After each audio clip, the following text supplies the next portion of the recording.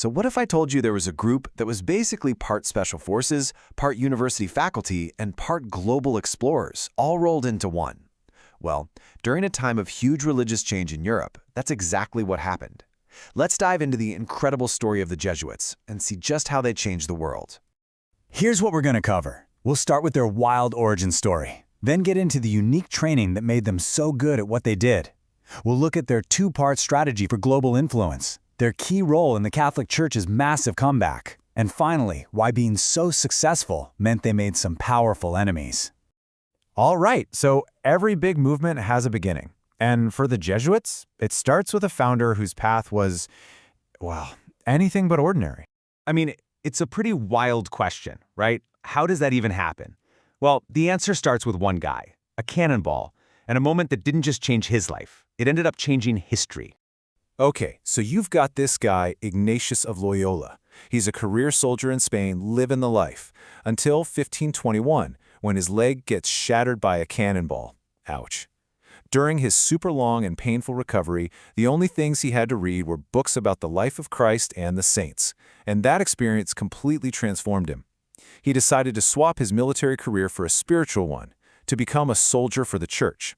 So he goes off to study at the University of Paris, gets a group of like-minded friends together, and by 1540, their new crew, the Society of Jesus, gets the official thumbs up from the Pope.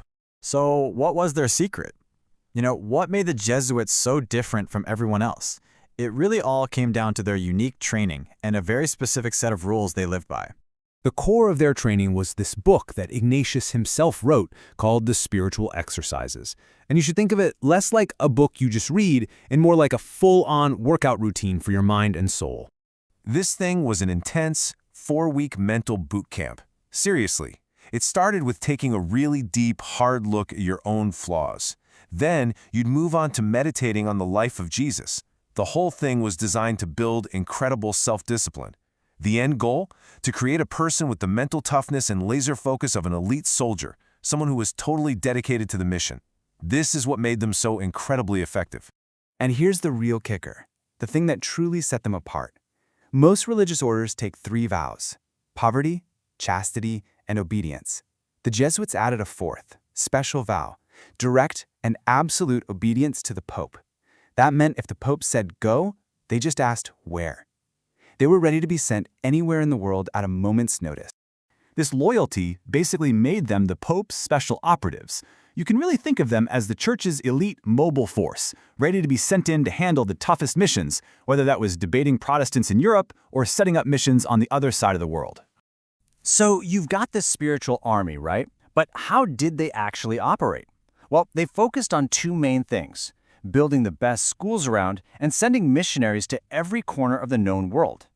The Jesuits figured out pretty quickly that education was a massive tool. So they built hundreds of top-notch schools all over Europe, and these places became famous for teaching everything from science to classical literature. And their goal was super strategic. By educating the kids of the rich and powerful, the future kings and leaders, they could shape the entire next generation and make sure they stayed loyal to the Catholic Church. Pretty smart. But their ambitions were way bigger than just Europe. Jesuits spread out all over the globe. We're talking India, Japan, China, all throughout the Americas. This huge effort is a big part of what made the Catholic Church a truly global institution for the very first time. Now here's what made their approach really different. Unlike a lot of others at the time, the Jesuits often didn't just show up and demand that people change their ways. They actually took the time to learn local languages and understand local customs. Then they would find ways to connect their message to the culture that was already there. And that respectful approach, it was often way more effective. Okay, let's zoom out for a second. The Jesuits weren't just doing their own thing. They were actually the tip of the spear for a massive movement called the Counter-Reformation. So, what was the Counter-Reformation? Basically, it was the Catholic Church's official answer to the massive challenge from the Protestant Reformation. It was a period of major reform, a doubling down on core beliefs, and a huge push to win back people who had left the Church. The main event here was a series of big meetings called the Council of Trent, and the Jesuits were key advisors. They tackled some big problems head-on.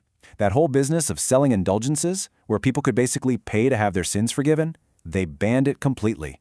Priests who weren't well educated, They ordered special schools, called seminaries, to make sure priests were properly trained, and they settled on one official version of the Bible so that everyone was on the same page.